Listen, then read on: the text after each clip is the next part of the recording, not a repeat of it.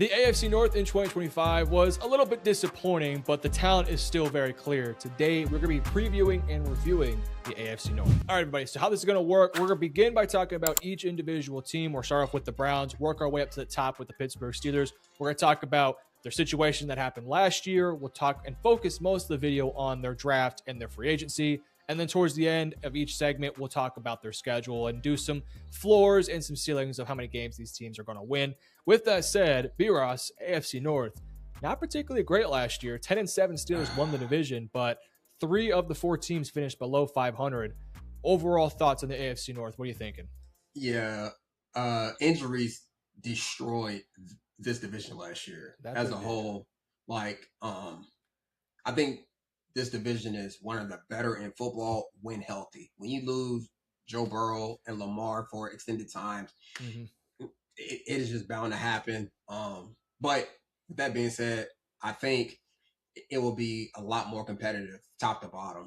I think this division is going to be a lot more competitive than years past, which to me makes for great football. So I'm excited for it. The Cleveland Browns finished 2025 5-12, another kind of disappointing season, but I think we all expected it. Now we have a quarterback battle between Deshaun Watson and Shedeur Sanders. Who's going to be the guy? B-Ross, start us off here. What happened in 2025? And give us your thoughts and opinions on the Deshaun versus Sanders versus Dylan Gabriel / Taylor Green. We all know they're not going to win it, though. Give us your thoughts. Yeah. So when you look at last year, to me, they weren't playing to win. Like even with Flacco at quarterback, like Flacco still was a serviceable quarterback. Hence why Cincinnati got him, and he was. I mean, he kept them competitive. It felt like Cleveland at points through the year were just trying to play to keep the game close. They weren't playing to win games. And I think that was a big reason why Stefanski was out. That and just like the overall development of young talent on the offensive side where he's supposed to be the guy, you didn't see that development the way you wanted to. With that being said, this is a team who's built on the trenches. This is a team built on defense. So granted, they aren't what they once were up front. I think the battle between Deshaun and Shedeur, I think it should be relatively simple. Start the young kid. Right. You're already paying, Deshaun $46 million this year. And like, is he right now that much better than Shedeur? I don't think he's better from the tape I've seen. Like, to me, it's too close. If it's close, you go with the young potential. More so than the veteran who's done it. With that being said, I thought Dylan Gabriel and Shedeur both last year, they were thrown into some tough situations. Like, you're talking about a team who struggled versus pressure. Like, they could not stop anybody up front. They struggled to run the ball. Quinshawn Judkins had the most yards behind the line of scrimmage. Like, he got contact and then got yards after. Like, they were not good up front. They did not play well. So I think whoever plays quarterback this year, they have a better front. But I would go with Shedeur because you just want to see what you have there. Like, why not give him a full year with the ones and not have to deal with whatever he went through last year in terms of not getting reps with the starters. And for people who don't know, that stuff matters because that's how you build chemistry and connections. That's how you know how this guy runs the out versus this guy, and it's because offense is predicated on timing. So it's talent there, but if you don't give him the chance to see it, then you'll be back in quarterback purgatory to me, drafting one and then not putting the right pieces around him all over again. So I would go with the young guy and just pay Deshaun on his way out. Yeah, to your point, this was probably honestly a top 10 defense, but genuinely maybe the worst offense in the NFL. And you could put the blame on Dylan, you could put the blame on Flacco, you could put it on Shedeur. When you're throwing the ball to Cedric Tillman, Isaiah Bond, and Jerry Jeudy, and your offensive line, all 5 stars of that offensive line, besides I guess maybe Tevin Jenkins, I think he was here last year, are gone. So this was a bad team last year.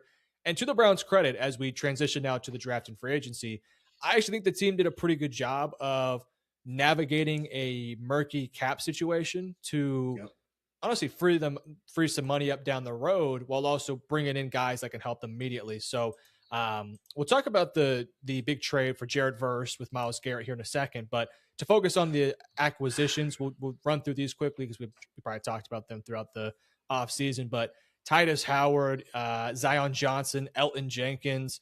Again, we'll talk about Jared Verse in a second. Quincy Williams. Those were the big time signings right there. And then in the draft, we'll talk more about that in a second. But you also double down on offensive line and wide receiver. Again, we said it earlier. All 5 starters besides Tevin Jenkins are essentially new in a lot. Even Tevin Jenkins was, I want to say, a backup last year that ended up becoming he was a backup that ended up starting. Yep. Yeah, and he was pretty good. So you got 5 essentially new offensive linemen on your team. And now I think you overspent on both Jenkins and Zion Johnson, but you had to do it. You had to do it. You had to protect your quarterback, whether it's Deshaun or Shador. And I think ultimately Zion is capable, Elton Jenkins is capable, and Titus Howard actually is really good. So I like those moves a lot. And I think, also adding Quincy Williams, I thought was also a smart move too, because you lost some linebackers. So yeah, I think in terms of that part of the free agency, I thought they did a solid job. It wasn't overwhelmingly positive, but you did do a lot of positives with those moves. But what were your thoughts on some of the offensive line acquisitions and Quincy Williams? I loved what they did because they went and got their tackle in terms of Titus Howard, and then you go get Elton Jenkins, who's played every position on the O-line. Yeah. They're going to play him at center, but you're talking about a guy, if you have injuries, he can go play left guard, he can go play right tackle because he's done it.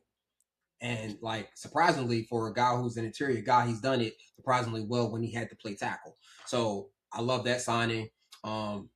Zion as well. To me, to your point, they had to address the front, and they had to spend money because the way the CBA works, when you got it, you got to spend it. And I think for them to go after the O-line and start up front and go get veterans at that. Veterans who played a lot of snaps, and to bring them on was genius. Then I love the Quincy Williams signing because you pair him up with Carson Schlesinger, and I think that's a good duo. Quincy Williams is a good football player. He's a good football player. You pair him up with a Mike like Carson Schlesinger, who had an outstanding rookie year. Those are very, very positive signings and things that'll help you trend towards the right direction. No doubt. Last comment I make about the offensive line: Titus Howard is a movable piece. Elton Jenkins is a movable piece. I think you got a lot of versatility on this offensive line. Now, Myles Garrett to Los Angeles, and you get Jared Verse, a 2027 first round pick, a 2028 second round pick, and a 2029 third round pick. It's a fascinating trade. To the best of my knowledge, I don't know if they've extended Jared Verse yet, or maybe they have, but they did bring in Jared Verse, who is a very good young football player. What were your thoughts on the trade? Because I think both sides won the trade. I think the Browns weren't doing anything with Myles Garrett. They were paying him a shit ton of money. Myles Garrett every single offseason was going to be a bit of a distraction. Even though he seems like a good person, he wants to win games. And this team just isn't close right now. Whereas Jared Verse is young. He comes from a winning culture. He's just now going to get his first contract.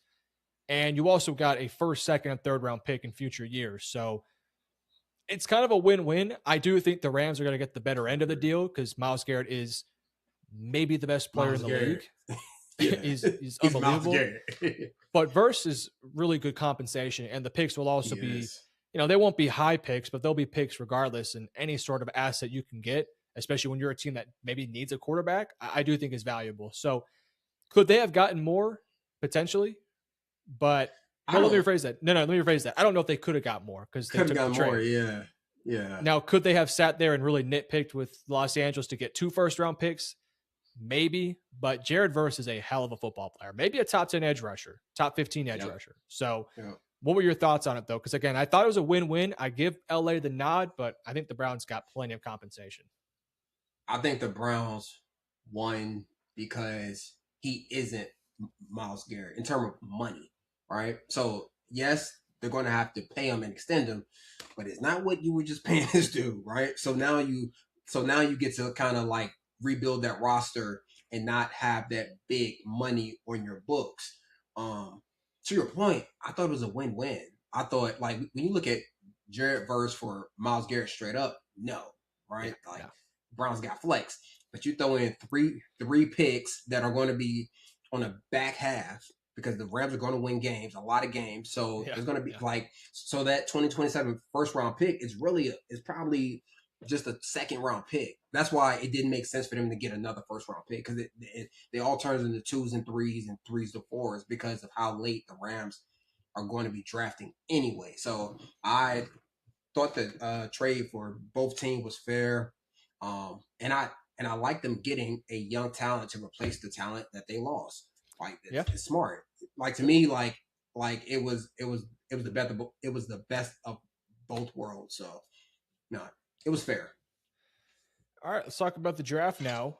Spencer Fano with the first round pick, KC Concepcion with Mm-hmm. your second first round pick, Denzel Boston, Emmanuel McNeil Warren, Austin Barber, and some highlight names on day 3, Justin Jefferson, who I know you liked a lot, Joe I Royer, did. Taylor Green, Carson Ryan. So really, this was a very offensive focused class. They only took 2 defensive players, Justin Jefferson and Emmanuel McNeil Warren. I know for both of us, McNeil Warren was, I had a first round grade on him. I'm sure you did too. Yeah. And then Denzel Boston, to get him in round 2 was very good value because we did a lot of mock drafts with him in round 1. Yeah. KC Concepcion and Denzel Boston's a really good pairing. And Spencer Fano, while not a sexy pick, I thought was a really, really good one because he is somebody that can play guard, center, or tackle for you. And from everything I've heard, he's doing a damn good job out there for him. And he's got the size, the mobility, and I think a lot of people overthought Spencer Fano. I think people just overthought him 100%. when they started talking Francis Maui Noah and Vivega Ioane in front of him. I was like, Spencer Fano is gonna be a damn good player. And so I think this was a great draft for this team, and I think they legitimately have. I think they could potentially have 5 starters from this class. I think they might get 5 starters from this class. I think Justin Jefferson, it wouldn't surprise me if he's a starter down the road. I think Austin Barber could start for this team. But the top 4 picks, I would be a little surprised if those guys don't start for this team at some point in the future, especially the top 3. I mean, they're going to start next year. Yeah. I mean, to me, this is one of the better drafts in the entire NFL because they didn't reach for anybody. They took the board as it came to them. And to me, to your point, their first 4 picks are all starters. First 4 all starters. And then Austin Barber is probably going to start sometime in the near future. So, like, that's what you want in your draft class. I love the Fano pick because I remember at one point we were doing the mock and no one was doing it, like had him in the first round. I remember that vividly because we were sitting there like, what did he do to where he's not a first round pick? And he turned out to be a top 10 pick, which is correct to me. I love the KC Concepcion pick. I love the Denzel Boston pairing with him. You get 2 different frames and play styles. And Emmanuel McNeil Warren, he might not be a starter on paper. He's going to play a lot of football for them. He is, to me, like he was one of my knee guys last year. But no, top to bottom, this is a well-rounded draft class. They went after the positions where they thought that they could, have immediate impact. O-line, receivers, and they attacked it. So I had no problem with this draft at all. It was a pretty good draft. Yeah, I'm with you. Really good draft all in all. Really good free agency. Even though, and we did a mock, and boy, we struggled with this team because it was like they have no money. We didn't want to trade Myles Garrett because it just felt too out there and too out in the. It felt like it was never going to happen. So it was like, let's just not even worry about it. And now that it's all kind of settled down, it's like, well, you know what? They did a nice job of navigating it. Very interested to see how the Deshaun Watson contract is going to pay out. But with that said, let's now talk about the 2026 season. And let's just keep it, let's be honest here. Our expectations are fairly low for this team. But the Cleveland Browns are a team that every couple years, especially as of late, they win like 7 to 10 games. And it doesn't really surprise you because they're a really talented team. But let's look at it here. Week 11 bye week, so right in the middle of the season. You got Jacksonville, Tampa Bay, Carolina, Pittsburgh, Jets, Ravens, Titans, Steelers, Saints, Texans. Not hard. Got to be honest with you. That's not hard at all. No, like when you look at the top, those 10 teams, to me, it's the Pittsburgh and Baltimore because those are division games where like they can really go. I don't care they can go either way because those are division games. Division games in the NFL are hard, people. I've lived it. I've been on bad teams and played undefeated teams and almost beat them or beat them. Like it happens. It doesn't matter because That's the division. Like it's taken personally. Yeah, So in 10 games, I could see them having 3 or 4 wins. I really I think so can. too. I think four is. I think they'll win at least Or four. I think they can win yeah, four because they'll I probably think beat Pittsburgh or Baltimore. They'll win one of those one. games, Yep. and then they can beat the Jets, maybe the Panthers. They might even beat the Buccaneers. Like there's a lot of winnable games here. Tennessee, they'll probably They got have the a chance. Titans. Yeah, I don't think they beat the Texans. I don't No, I don't think think so they. either. They can't score. No. They So won't score like on that Texans defense. so like that's like I'm like they do not beat Houston. I'm calling that one right. Yeah. But then the other 9 games, that can go either way to me. Yeah, They can go Jacksonville will be either tough. way. I think they're a good football team. But the nice thing about this schedule, and even I kind of peeked at the bottom half of the schedule, post bye week, you Yeah. got Raiders, Bengals, Falcons, Giants, Ravens, Colts, Bengals. They're not going to be like there are some games where it's like I give that team a 5% chance to win this game. On this Right. schedule here, the only game that I'm like I see them having no avenues to win is Houston. I think they can That's legitimately beat every single one of these other teams. Not saying they will. In fact, they'll lose Well, most of but- these, but right. they can seriously But they compete with all can. these teams. Absolutely. Absolutely. So like the pendulum swings your way on some drives. You end up winning a handful of games. yeah, I mean, you're talking about a team that's like the first 4 weeks of the season will be very important for them because on paper they wouldn't have been scouted. Like it'd be a lot of unscouted looks. Granted, oh, he was the OC in Baltimore. Well, he had Lamar Jackson. Offense going to change a lot. It's going to look totally different. He had Derrick Henry. It's going to look different. So like the first 4 weeks, they're going to be able to steal some things. Like to me, like that's where they'll steal some games. And then after the bye week, like it's the Raiders, the Bengals, the Falcons, the Giants. We don't know what any of those teams are going to look like. Any of them. None of them were playoff teams last year. The Falcons questionably didn't get better. Cincinnati's healthy for now. Like who knows what they look like? And the Raiders are the Raiders right now. And the Giants, you just like this team could. This is a very favorable schedule for the Browns. I do want to point out this team last year. I mean, they upset Green Bay. They were in it with Baltimore for a while until they blew it in the fourth. They had a really close game versus the Ravens in Week 11. They beat the Raiders.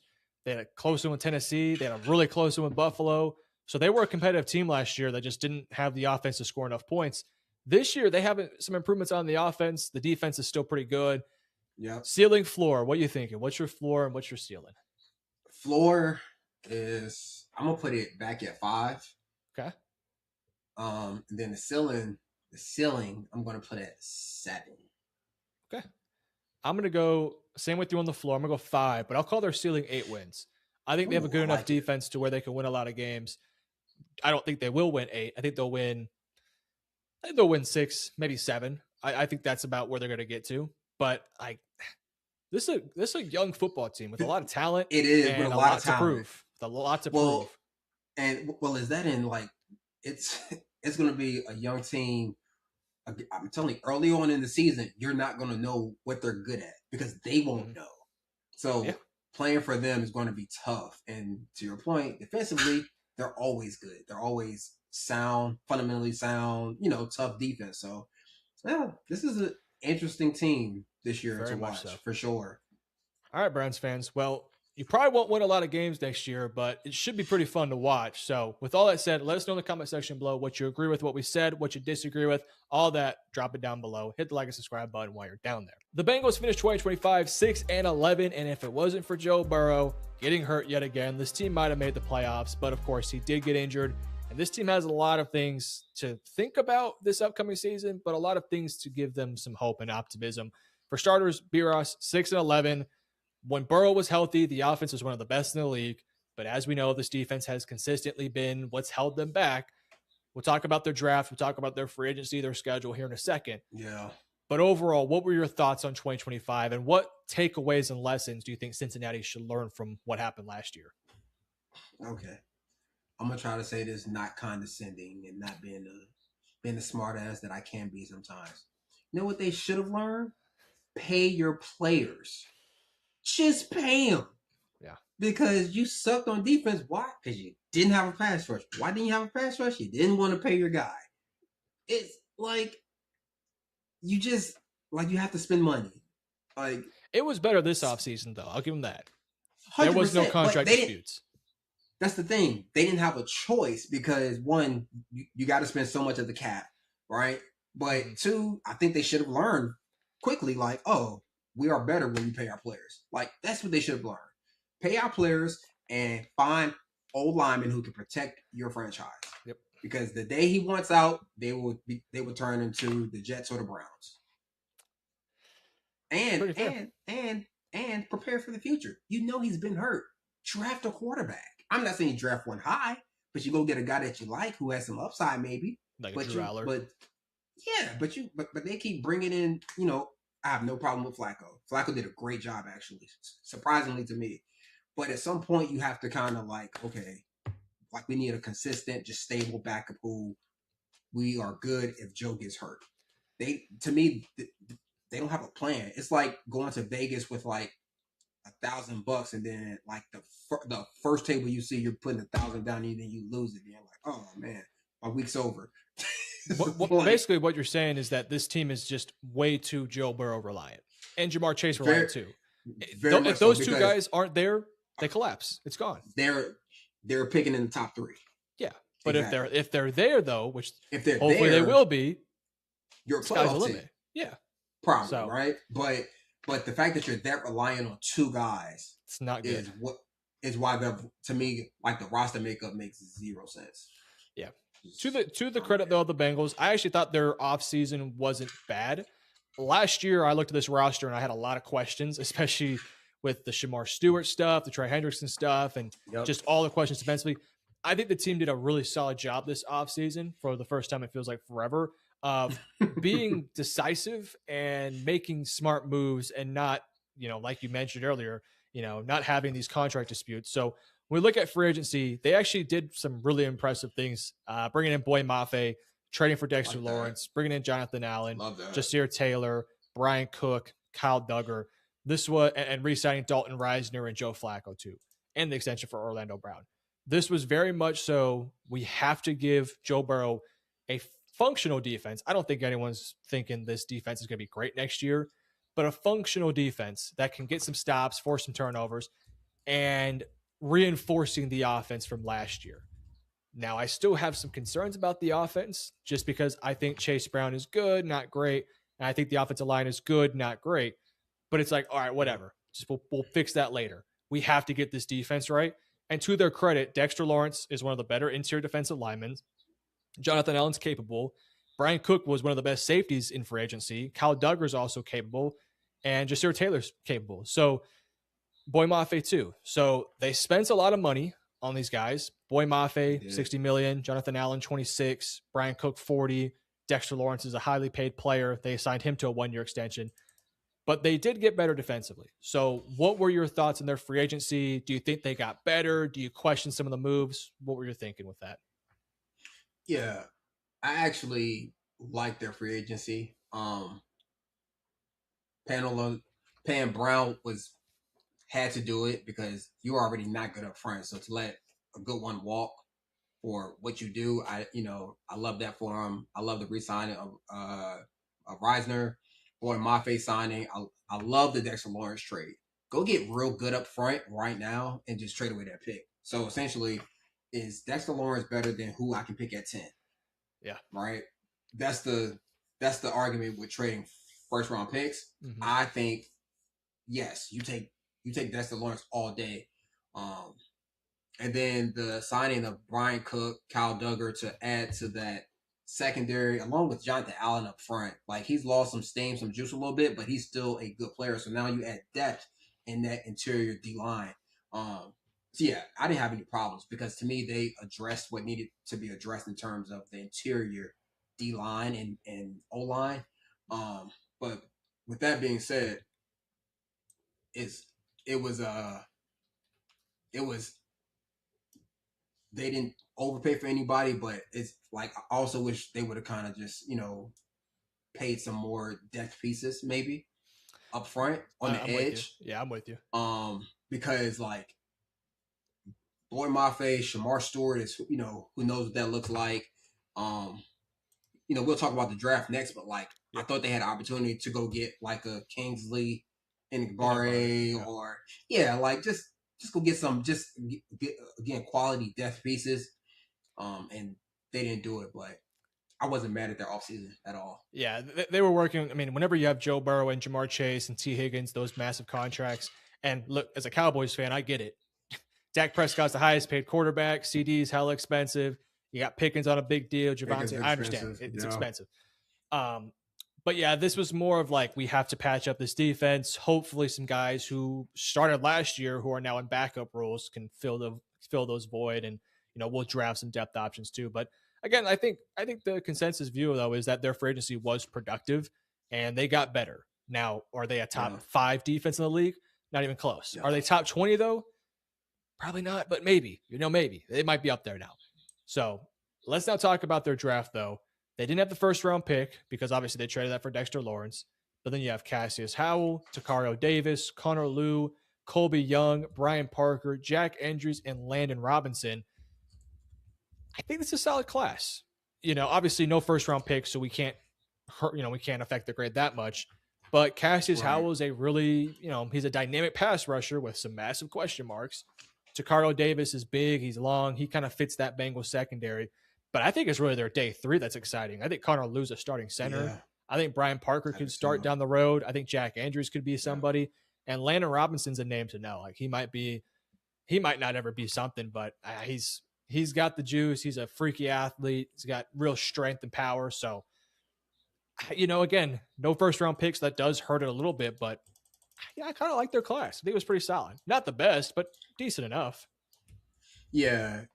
It wasn't, to your point, it wasn't the flashiest of draft classes, but I think they stayed true to kind of who they are on defense. They stayed true to what they like on offense. Like I love the Connor Liu pick. To your point, I think he's a starter in this league. And I love the Jack Andrews and Landon Robinson picks. Like they've been looking for consistent production from the tight end position. And you get Jack Andrews in the 7th round. And then Landon Robinson is he's very interesting and intriguing because he adds something that they don't have in terms of interior pass rush. So I think overall, it's not flashy, but to me, it's pretty good top to bottom. Like I love the Cassius Howell pick for him because they need just a guy who can just rush the passer. Yep. He is not a big time run stopper. That's never what he's going to be. That's okay. Why? Because they're saying you're going to be our pass rush guy. So yeah, no, I'm a big fan of this draft class. So a few camp notes. Shamar Stewart had a horrific looking injury that fortunately he's going to be out for a couple of weeks. He had a hyperextended knee, but I don't know. Did you see the injury? Whew. Yeah, it was bad. I thought he was done. I thought he was. Yeah, I know. Done. I was worried for him in his whole career at this point, but good news, just hyperextension. So he'll be back hopefully some point early in next year. So we're good there. But that's going to put more pressure on Cassius Howell. The next thing I will say, Connor Liu just come back from that torn ACL. So he's now going to be competing for snaps. I think he might be better than Ted Karras, but we'll see what he looks like post torn ACL. So that's a couple little camp notes. Let's now look at their schedule. Again, last year, 6-11, most of that without Joe Burrow. You got a week 6 bye. You start off the year with Tampa Bay, Houston, Pittsburgh, Jacksonville, and Miami. 4-1, 3-2, maybe. I think the 3-2. Yeah, I think Houston probably could get them. I think Jacksonville, Pittsburgh, or Bucks can beat them. One of the 3. Yep. They'll beat Miami. Yep. They'll beat Yep. Miami. Post bye. Yeah, post bye. You got Baltimore, Tennessee, Atlanta, Pittsburgh, Washington, New Orleans, Browns, Chiefs, Panthers, Colts, Ravens, Browns. I mean, we just talked about it with the Browns. Another gauntlet. You think so? He has a tough schedule? Yeah. Well, yeah, because they have a week 6 bye for a team that struggles to stay healthy. Oh, okay. Well, from that perspective, I hear you on that one. Yeah. I'm thinking from the teams, though, not too difficult. It's workable. No, but they catch Cleveland 2 weeks after Cleveland's bye. True. That's what I mean. A gauntlet of just that's tough. Yeah, you got to play. Week 6 bye is terrible. 11 straight games. 11 straight games. Yeah, that is concerning. That is concerning. But that's from a team perspective, though, it's a pretty easy schedule. From a team perspective, I agree because they also get late. They get late division games at home, which is True. big. Yeah. Ravens and Browns. Yeah. Yeah, that's big. And then, Atlanta, who knows what Washington looks like. Tennessee is a team that they should beat. Carolina, to me, is a toss up. Indy could be a toss up. Everything with this team is pending health. Like, Yeah. if this team is healthy going into like week 12, I have a hard time believing they aren't in the playoff hunt. But yeah, this is a favorable schedule for sure. Okay. For this one, let's do 2 predictions. Let's assume Joe Burrow's healthy the whole season for the first prediction. Okay. Ceiling floor with Joe Burrow, ceiling floor. Let's assume Joe Burrow misses the entire season, hypothetically. So let's do with Burrow first. If Burrow's there the whole year, Jamar Chase, Burrow, they're there. They're both healthy. What's your ceiling? What's your floor?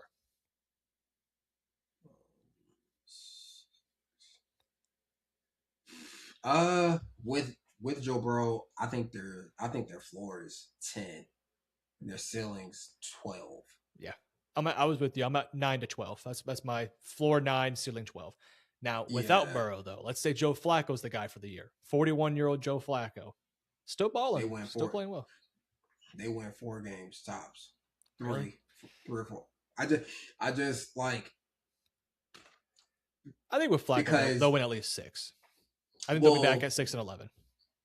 My whole thing is like Joe Flacco is a statue for real. Like, at least Joe Burrow can move around, but unless that front is playing significantly better, then Joe Burrow's gonna be he's gonna be a target. And then after him is Josh Johnson and Sean Clifford. Like, I like, after Joe Burrow, I have very little faith. Granted, to your point, Flacco played well, but he's 41. Like, it's tough. And like, they're not particularly good in the run game. Like, they rely on the pass game as their run game. So yeah, I think if Joe Burrow misses like a third or more of the season, they're picking in the top 5, top 6. I really I'm do. trying to pull up the numbers here. I want to see how many games they won last year without Burrow. Without him?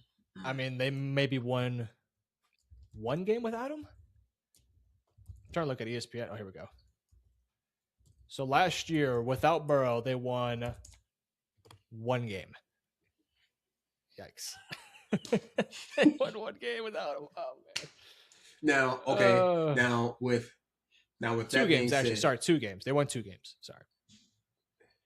With that being said, right, Flacco does have a full year in the system now, right? Because he got picked up early in the season, so he does have a full year in the system. But I mean, yeah, it's a tough one.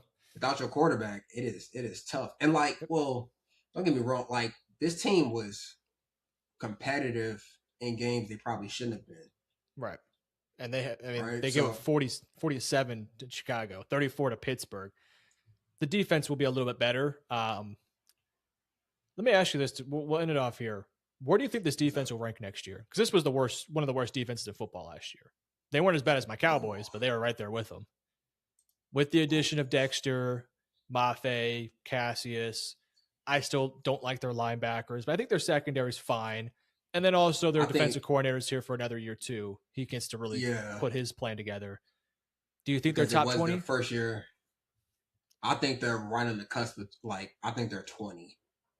I'm thinking they'll be like 22nd, 23rd. Yeah. Which is I can a lot see better that. than last year. Yeah, they were terrible last year.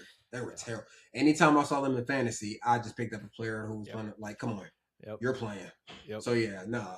I think there'd be somewhere, to your point, I think there'd be between 20 and 25. All right. Bengals fans, let us know in the comment section below. Let's go for a few questions here. What do you think your record's going to be? What do you think your defense is going to rank? And do you trust Joe Burrow to stay healthy? Drop all that in the comment section below. And if you're new, hit that like and subscribe button. Have a good one. The Baltimore Ravens finished 2025 with a disappointing 8-9 season after entering the year with some, including myself, my hands are raised up here, having this team potentially making it to a Super Bowl. Did not go their way. The biggest reason why Lamar Jackson gets hurt. And honestly, I think it all stemmed from that week 1 game versus Buffalo where they get this big lead. They're all celebrating and dancing, and then they blow it to Josh Allen. It felt like after that, everything just fell apart. B-Ross, Yeah. 8-9 last year, a very disappointing season, a season where Lamar gets hurt, Matabike has a neck injury. The defense started off the year just dreadfully bad. It got a little bit better as the year went on, but they Yeah. never could just mount that same offense that we're used to from this team. Obviously, new head coach. So, what were your thoughts in the 8-9 season? And we talked about this with the Bengals side of things. What takeaways from last year do you think the Ravens should take from what happened with the 8-9 year? Yeah. It was the defense for me. Like, I thought this defense would be so much better than what they were. Cause all of us do it in the media. Like, on paper, this team is boom, boom, boom. We talk about it, and you see them players like, this is not working out. Let me tell you the numbers real quick before you keep going. Week 1, What's they up? gave up 41. Week 2 versus Cleveland, Yep. want to emphasize, they gave up 17. Week 3, 38. Week 4, 37. Week 5, to a struggling Houston Texans team that could not score at that point, 44 points. Now, for the rest of the season afterwards, they got the they got the defense rolling again to play a little bit better. But you hear those numbers between weeks 1 to 5, damn near giving up 40 points a game. So the numbers back what you're saying. Yeah, I mean, that was last year, so I'm going to give them the benefit of the doubt, but it was so bad watching them last year because you see the talent on paper and like, what these guys are kind of capable of. Every single guy on that field on defense struggled. 1 to 11, they were struggling, whether it was coverage, creating pass rush, stopping the run, seeing the play correctly. Yeah, like it was so many just small things that held them back. That's why I actually love the hiring of what's his name, Jesse Minter. Love it. Yeah, loved it. Go get a defensive guy because if they're not good on defense, Lamar can be all work. It doesn't matter. Like, I lived through it with Aaron Rodgers. He won 4 or 5 MVPs, and then we sucked on defense. It doesn't matter if you can't stop anybody. So yeah, they were highly disappointing watching last year. And then on offense, Derrick Henry was disappointing because he actually lost them games last year because he put the ball on the ground. Yeah, he 4 was or 5 putting fumbles, the ball on the ground. But they were crucial fumbles too. They were crucial fumbles. It's fine if you fumble once or twice, why. but when you fumble in the big moments, late in the game, you're not kidding. They would have won 4-minute 2 or 3 offense. more games. They would have been a playoff team had they just beat the Bills in week 1. But he fumbled after Buffalo comes back and they're still down like 3 or 2. Yeah, he fumbles late. Buffalo goes and wins it.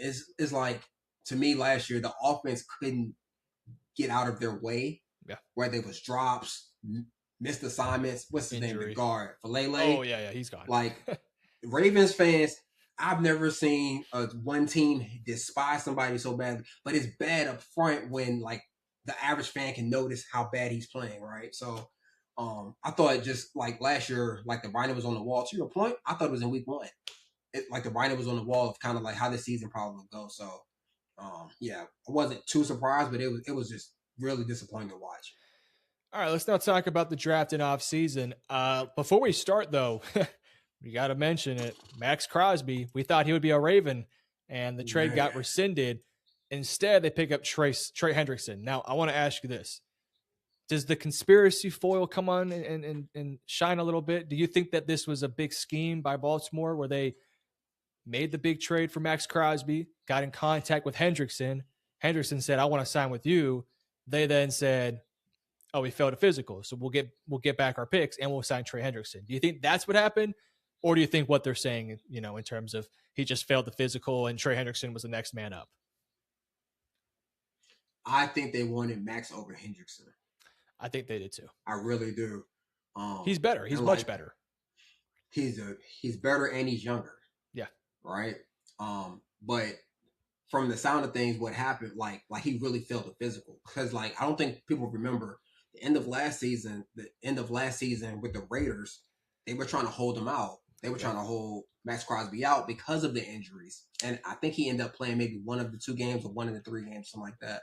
Yeah, he had a meniscus tear. Yep. So, and if the team doctor who the player is going to finds like that, maybe like not even a flaw, but more so like kind of like he's not going to be ready when they want him to be, or like they can they can just rescind the trade because it's on the team's doctors. And if the team doesn't feel comfortable with kind of like how that's going to look in the, X amount of time, then they don't have to go through with the trade. That's what I think happened from just, what I've heard. I don't think it was like a real conspiracy in terms of like we want to trade Hendrickson more or whatever. Because that is not the case. They wanted Max Crosby because like they see him as like he becomes the second best player on that team. Best player on the defense, second best player on that team. Like that's what they thought of him. It was just like we talking about knees, Achilles, ankles. To me, like you have to be hyper cautious. So that's why I think they took plan 1B and Trey Hendrickson. What do you think they get with Trey Hendrickson at this stage of his career? Trey is 31 years old, coming off kind of an injury-riddled season. What do you think they're getting from Trey Hendrickson at this stage of his career? He'll be a double-digit sack guy. Like I can see him 12 to 15. Like no matter what you say about him, like he's stiff, he's this, he's that. Trey Hendrickson knows how to rush the quarterback on game day. He just knows how to do it. He has an art to him about rushing a quarterback. So I think they're going to get production. It won't be I don't think he'll be like what Max Crosby would have done. Crosby's I think one of the best run defenders in the league. He's unbelievable. That too. But I think for what they're looking to get, which is consistent pass rush and pressures. Yep. He'll give that. I think Trey Hendrickson serves them well. I think he's on a 4-year deal. I think he's really good for 2 of them, above the line for 3, and then they probably want him out by his 4th year. Yeah. But only 60 of it's guaranteed. Which is a beautiful deal for Baltimore. Yep. That's basically 2 years. That's exactly so it's $60 million over 2 years essentially. So you give him a lot of money up front, and if it doesn't work out, you're not on the other half, on the hook for the other half of that $60 million. So hey, perfect. What do you think about the rest of their free agency? After that, they brought in Durham Smythe, Ethan Pochich, Jalen Hawkins, John Simpson, Calais Campbell, who's 50 years old, but still one of the better players in the league. What were your thoughts, though, on the rest of their free agency? I like the Durham Smythe signing. Calais Campbell's been playing so long. I just, I kind of get it, but, no, because I thought you want to get younger and better. I have nothing against them. I don't know. I just wasn't a huge fan of that signing. I love that they brought back Tyler Huntley. Yeah. Got your backup quarterback back because, he's played moderately well. Yeah. For them. Chidobe was a big one too. Yeah, that one I wasn't necessarily on board with because he's the reason. Because he's the reason they didn't make the playoffs last year. He got beaten on a double move by Calvin Austin. True. Peeking in the backfield. True, you're not wrong. But overall, he's still a decent player, though. He did play well. Yeah, 100%. He played well most of the year until the last week of the season, I thought. But no, they didn't really have the money to do a lot, but I thought for what they did, it was pretty good. Yeah, and John Simpson's gonna be. I love the John Simpson signing. Yeah, I love the John Simpson signing. That's a really good signing for them. All right, so because they needed to help interiorly. Yeah. So free agency was productive. Did some decent things there. Big one: Trey Hendrickson, John Simpson, Ethan Pochich. Let's not talk about the draft, and we have a lot to get through with this one. So. We'll dive into it. So first overall, you take Olai Vega Ioane, Zion Young, Jacoby Lane, Elijah Surratt, Matthew Hibner, Chandler Rivers, Josh Cuevas, Adam Randall, a punter from Michigan State, Rayshawn Benny, and Evan Bernstein. A pretty sizable class.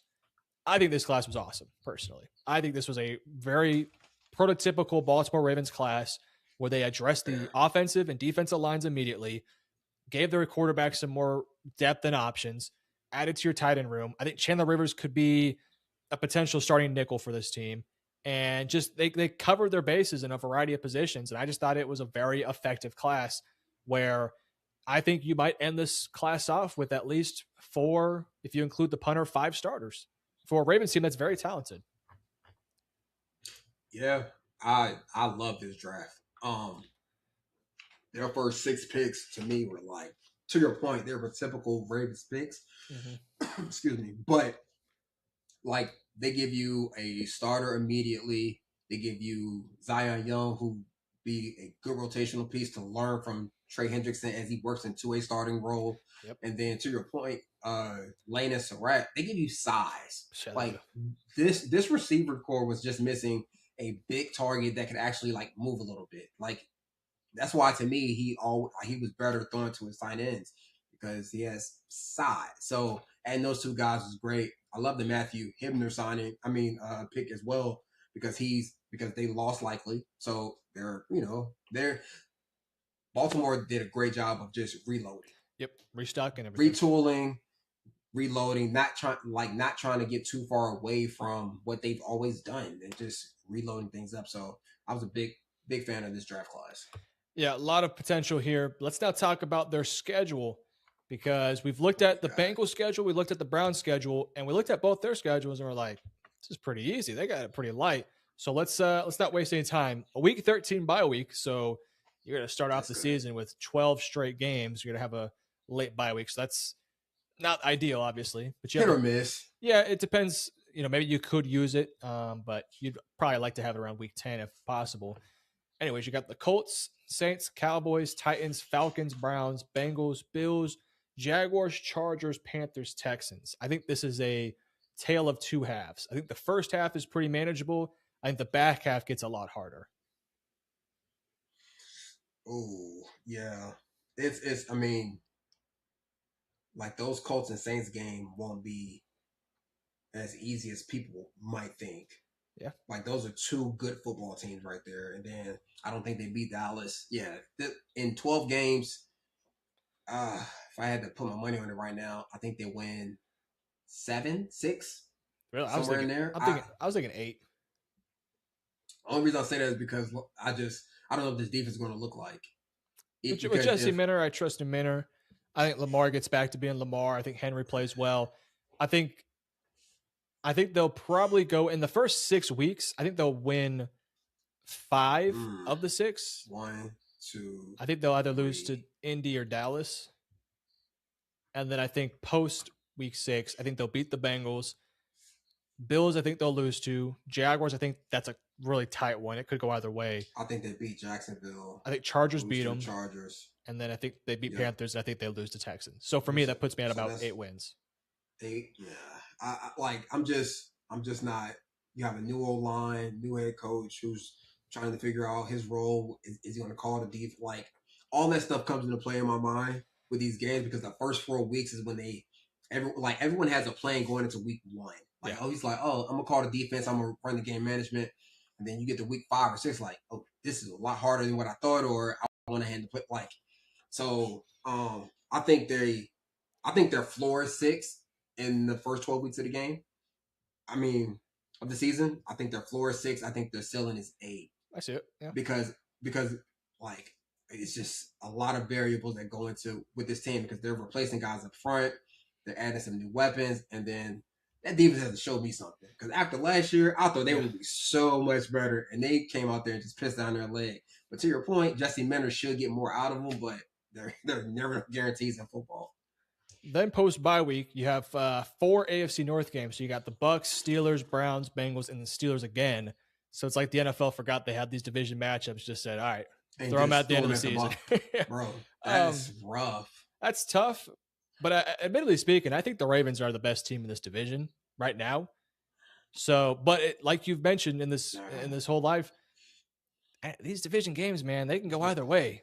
You can be a 3-12 football team, and you can find a way to beat a 13-2 team. It's just one of those things. But I think they'll be favored in most of these games. So I think overall, my ceiling and floor for this team, I think their floor is. I feel good enough to say they'll win at least 10 games. And then I think their ceiling is 12, 10 to 12. I just don't see, if they're healthy with Lamar, Jesse Minter, with this much talent, I don't see how you don't win double-digit games. Yeah. Because that means you lose 7, which that's a lot. Yeah, right. No, they're a 10-7 to 12-5 football team. I think on paper right now. And they might play their best football by the time they get to the postseason. They could be a team that peaks later in the late. year. If right, 100%. Like I'm looking at division games. It's rough, but it's more than doable because you know these teams so well. Yeah. So now it's just a matter of, is my quarterback healthy and how special is he? Because to me, like a lot of these games versus good teams are going to come down to, can the defense keep it close and can Lamar be special? Well, think about who their late in the opponents game? are. You got Pittsburgh with 41 or 2-year-old Aaron Rodgers, probably not going to be the best by the end of the season. Joe Burrow has always gotten hurt, so he might not be there for that game. And then the You don't know Browns, who's going to be quarterback. right? You don't know who's a quarterback going to be. Yeah, So true. a lot to look forward to. Yeah. Ravens fans, you guys have restocked the shed. Things are looking pretty decent for you, but a lot of question marks, a lot of unknowns. We still think this team has a decent chance of winning the division and make it to the postseason. So in the comment section below, drop it. How many games do you guys think you're going to win? All that information, let us know down below. The Pittsburgh Steelers won 10 games in 2025 and won the division, something that I didn't think was going to happen, but they did so. They get a new head coach, a lot of new faces. It feels like this Steelers team is the same old Steelers. They've been really competitive, make it to the postseason, and they lose. It kind of feels like 2026 might be more of that, but I do think this team has a lot of reason to have maybe a little bit more optimism that they can make some noise in the postseason. That all said, B-Ross, last year was like the prototypical Pittsburgh Steelers season. It was just perfect. Yeah. You get a new quarterback, you have a bit of optimism, you come back down to earth, you start winning some more games, and then you get to the postseason and you're like, all right, here we go. Wild card round, let's win this game, let's keep it pushing. Then you get your ass whooped and it's gone. So let's just start it off this way. Number one, what were your thoughts on the 10-7 season? Number two, how likely is it that we're going to see the exact same thing in 2026? I wasn't surprised by them going 10-7. You know, like it's very much what Mike Tomlin does. Well, yeah, well, it was that, and just like I knew, I know Aaron well enough to know that like with the way Arthur Smith wants to call a game and the way Aaron has to like kind of work through a game, they weren't going to always align. That and like that defense, for how much they paid everybody, did not play. Like they had to figure it out, much like Baltimore, like roles and things like that. So I was expecting them to win, be right in the hunt in the division, and then probably be a wild card, make the playoffs. Like that's the most, to your point, it's the most Pittsburgh thing ever. Yeah. Chances of them doing it again is actually very likely. Like if it's very likely. This team just it reeks. It's very, very likely. And the Mike McCarthy hire too just adds on to it. It's like, love you, Mike, Cowboys fan. I know were you with them in Green Bay? Obviously, yeah. So he's my head coach. So we you know him personally. I know him from the Cowboys tenure. McCarthy's good enough to win you 10 games. Like he can win you 10. For sure. But is he going to make a deep playoff run? Probably not. Now, I will say this. This on paper, this is one of the better defensive units he's probably ever had since a while ago. Yeah. Like I'm talking about a long time ago. Yeah. Because he has his pass rusher, he has his corner, he has a versatile piece in Ramsey. They signed, like, to me, on paper, this defense is better than what Aaron has had too in a long time. Well, I'll take it. I think they can just stop people. I'll take another step. This is the best Steelers team in a long time. Ooh. From a roster perspective, this team is talented. Fair. The problem is they have a 41-year-old at quarterback. What are you going to do with that? And as special as Rodgers has been in his career, what are you going to do with that? It's impossible. I'm actually not worried about this year, because if I was a gambling man, I would bet on Aaron to just go out with a bang, because he's just, mark my words, it'll be some crazy people be like, what is this? I have a strange feeling about that. Maybe. I would love to see it. With that being said, I'm more concerned about the future.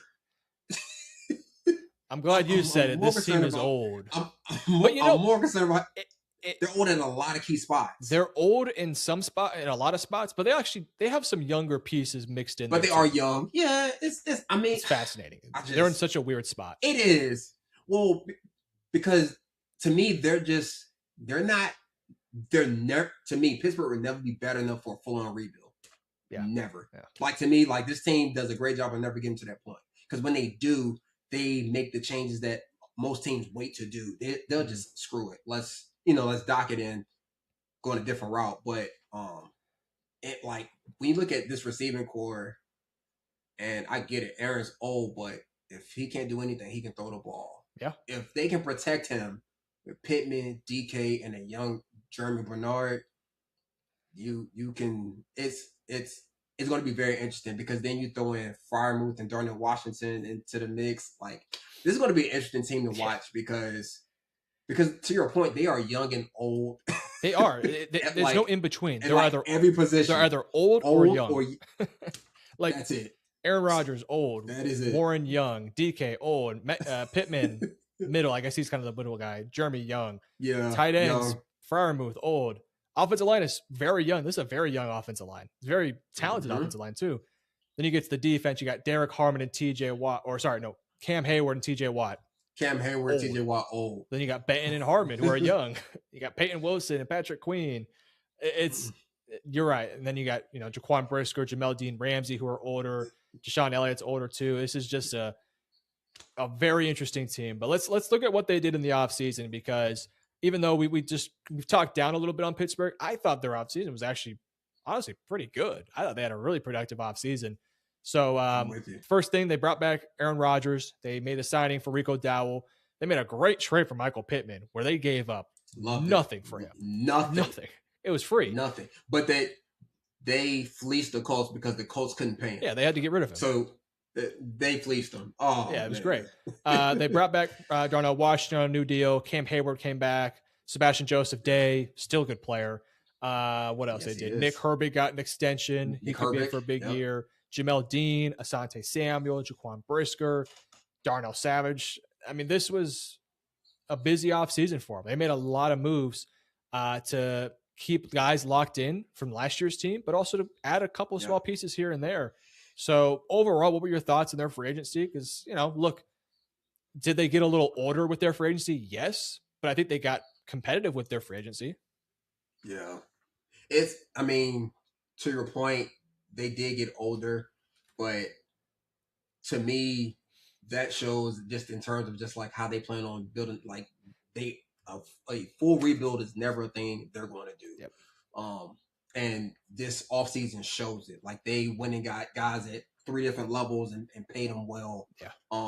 But they go get proven guys who kind of fit the mold of what Pittsburgh is. Pittsburgh has always been. So I actually like their offseason. I love the Pittman trade. Yes, it was because free. You pair him with DK. Yeah.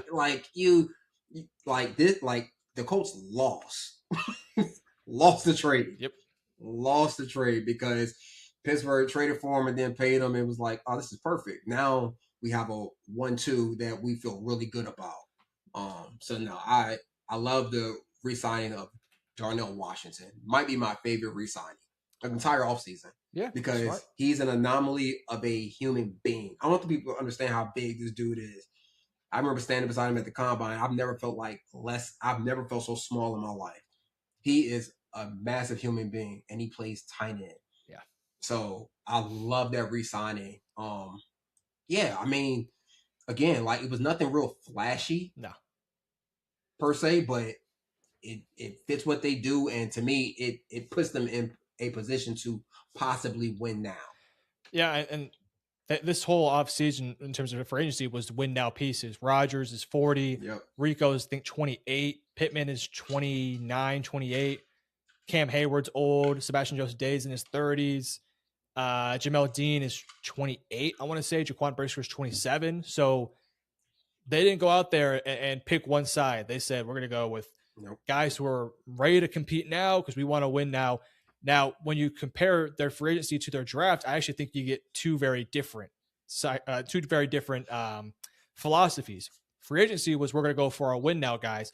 The draft, though, it felt like almost every single one of their picks were guys that they plan on either stashing away and developing, or we'll see. So let's not talk about their draft, and it starts with their first pick: Maxie Honachor, Jeremy Bernard, Drew Aller, Dalen Everett, Dunker, Caden Wetjen, which a little high for me, but still. Riley Nowakowski, Gabe Rubio, Robert Spears Jennings, and Eli Heidenreich. I mean, outside of Jeremy Bernard, maybe Maxie Hunter starts for them, but he's a developmental player. Everyone on this is really developing. Almost all of them. Jeremy Bernard might be the one guy who starts immediately. He should start, but he's in a position like Max is in a position where he can develop. Yeah, he can develop on the job. You know what I mean? That's why I actually like that pick for them, because they have a guy who they feel comfortable with starting. But if Max, plays out of his mind where you can't deny him, Mike has done it with David Bakhtiari, 4th round pick. He saw that he's going to be a guy, and he kind of got forced into the role, and he dealt with the bumps and bruises and turned him to an all-pro offensive tackle. Drew Aller is going to get a year to learn and develop, but I told Pittsburgh fans this was going to happen. I told y'all once Mike got hired, I told y'all it was going to happen.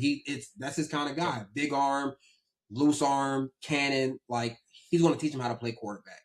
To your point, I wasn't a big fan of Dalen Everett of that pick. He won't play for probably 2 years, though. I get it. No, because he'll get work within playing, but like, to your point, you got Joey Porter, you have Ramsey at nickel, and you signed Jamil Dean. Yep. So, to me, to your point, this is the polar opposite of free agency, where they say, well, we don't necessarily need it, but we're going to prepare for the future. Yep. But that's what makes good football teams. I actually like Caden Wetjen to the Steelers, because he's a special teams do-it-all kind of guy. He can return, he can catch, you can use him in the backfield, you can give him the ball in screens. Like, he's a do-it-all kind of guy whom Aaron really has never the last guy he had like that was Randall Cobb, where you just give him the ball. So, like, I saw the value in it. The guy I really like, he was the last pick. Eli. Oh my! He's such a good football player. Just get a Navy guy. He's going to make their team. Get a Navy guy at the end. He I have a hard time believing he doesn't make their team, or at least on the practice squad, and he gets called. He's a good football player. Like, to him and Caden Wetjen are one and the same to me. But I think Eli's a little bit tougher because he played at Navy. Yep. But I didn't necessarily hate the draft, but I do see how it was polar opposite of, like, I saw free agency was for like 1-2 years.